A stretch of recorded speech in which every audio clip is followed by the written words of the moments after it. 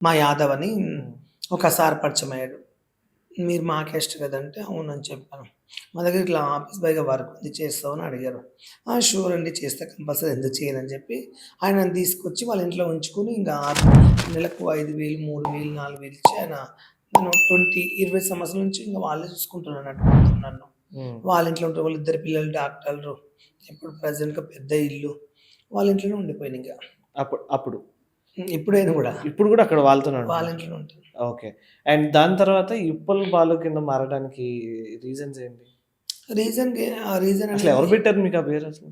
Reason అని ఏం లేదు. హ్మ్. మాక్సిమల్‌గా చెప్పాలంటే అప్పుడు టిక్ టాక్ అనే యాప్ అవును. వచ్చిందొకటి. అవును. వస్తే చాలామంది రీల్స్ చేస్తున్నారన్నట్లు. హ్మ్. నాకప్పుడు టిక్ టాక్, రీల్స్ చేయాలని కూడా ఇంట్రెస్ట్ లేదు. నాకేంటంటే పొద్దుగాల లేస్తే ఆఫీస్ తుడవడం, సార్ వాళ్ళ ఇంట్లో. హ్మ్. ఆఫీస్ తుడవడం, హ్మ్. బట్టలు పిండడం, హ్మ్.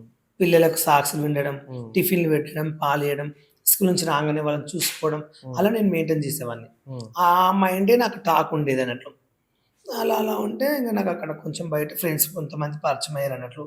వర్షిత్ అని ఒక ట్రాన్స్‌జెండర్ కూడా పరిచయమైంది. సరదాగా నాతో మాట్లాడింది. పిలిసి "ఎక్కడుంటావు? ఏంటి ఇంత ముద్దుగున్నావు? ఏం వర్క్ చేస్తావంటే" "నేను ఇట్లా ఆఫీస్ బాయ్‌గా చేస్తాను" అని చెప్పిన.